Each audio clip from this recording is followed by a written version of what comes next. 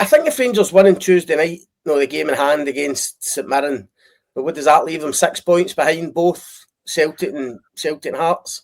So, assuming Celtic win in midweek, which is a tough game for Celtic away to Motherwell. Having obviously watched Motherwell at the weekend, Motherwell fancied their chances at home against anyone. But I just think with the points gap now, you have to say Rangers are still in it. Can I see them winning it?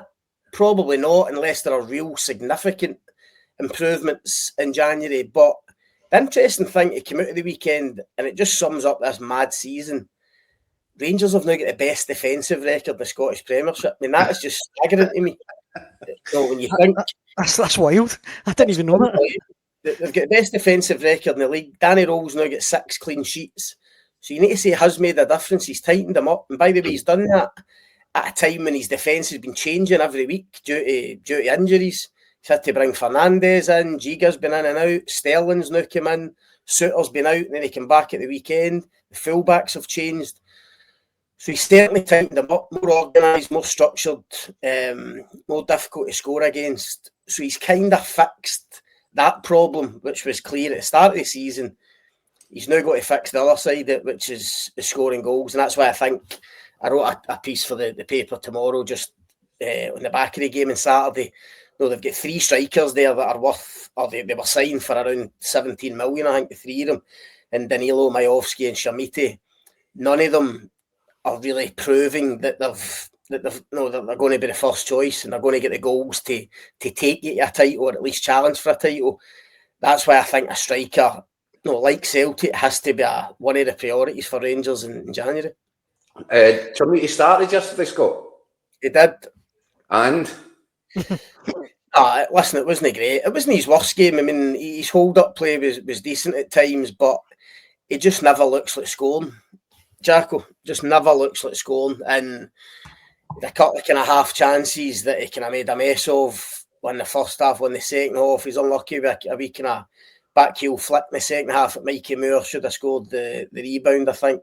But nah, it just doesn't look up to it. I mean, Majovski's obviously been the one, and he's the wee injury, obviously, I think, recently. I expect Majovski to probably come back in on Tuesday night as Danny Rohl kind of switches the strikers. But as I say, none of them look like being the guy to go and lead a title charge. Now, with 3 strikers there on good money, it might mean trying to get a Danilo, for instance, out in January. To kind of ease that a wee bit. Whether he can get on loan or whether he can get somebody to come in and buy him. Because Danny Rohl said after the game on Saturday, in terms of players going out, guys that are not getting minutes, I think he basically said it's pointless them being here. If they feel as if they're not getting minutes, then there's no point continuing with them. So they need to look elsewhere. Danilo might come into that category, and that might free up a space to get another striker in. Who else comes into that category, Scott? Rothwell, definitely. Definitely. I mean, he's been posted missing now for a while.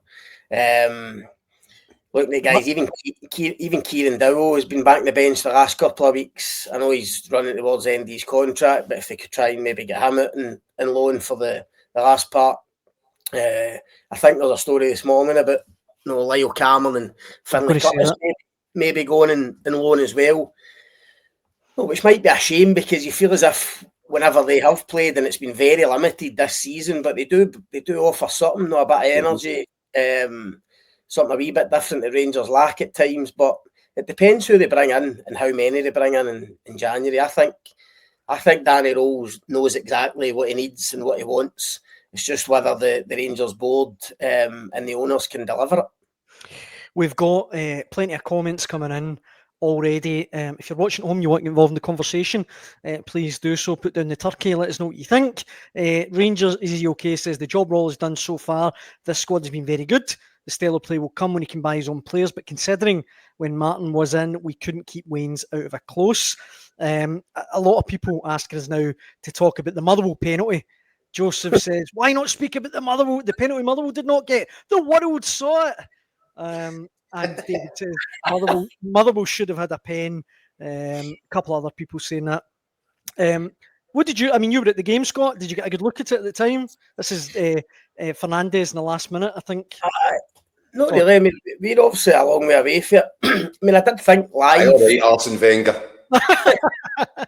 Live, it looked as if Fernandes had take that risk, because you could see he stuck the leg out.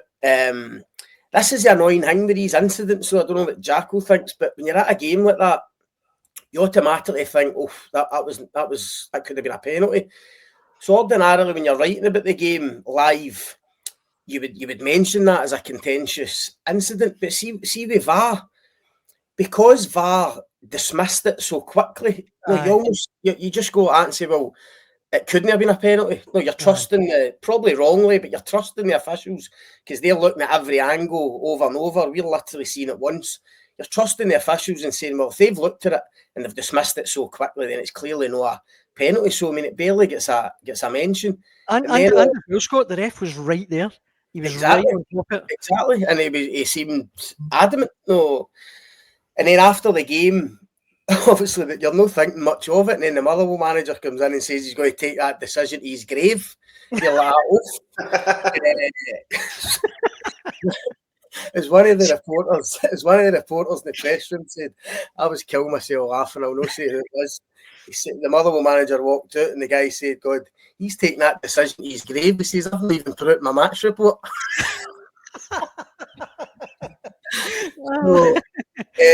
So listen, it was obviously a big decision. I've watched it a million times. I don't know what you think. I think Fernandes gets a slight touch in the ball, and I have to say, he's obviously taking a gamble dangling the leg, but I think Fadinger goes down too easy. I think he's looking for contact. He might even initiate it himself. Of course, there is a bit of contact, clearly, but I think that's been the ref's view. I think the way he's gone down, Fadinger probably hasn't helped himself. And I think that's it's the slightest of touches for Fernandes. I mean, he's lucky that he got, it looks as if he got that slight touch. I think that's what's probably saved him. I mean, I don't know about you, Keith. I kind of agree that I think Fadinger was looking to... Fadiger's trying to buy it. He's trying to get contact. But then again, I will say... But he gets contact, which is what makes it interesting. Now, does he dangle his leg a little bit, trying to initiate it, trying to make contact? Probably. And I think that's probably why the officials didn't give it. I don't know about the contact with the ball, Scott. I've probably not seen it enough. What I would say is I think Fernandes is lucky because he's suckered into sticking his leg out. Even in the still that we've got there, that if you were just going in that still, I think you give the penalty kick. But yeah. I just felt that there you see Fadinger. I think Fadinger's putting his leg into Fernandes. I think he's done well to get Fernandes out of position there. But I think he's looking for the penalty, and I think they probably just about got the right decision with that one. I do agree though with you, Scott, in the sense that he's taking a big risk. Fernandes, it could have easily been given. It's clumsy. That's what you say. It's clumsy. And it's a bit careless from him.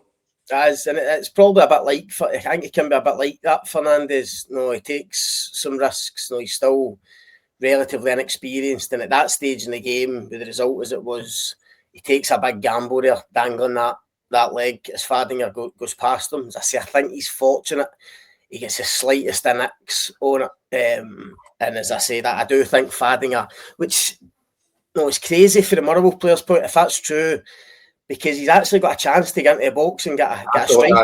I thought that if he's just stronger there, he's going to get away. He's going to make room to get a shot at goal.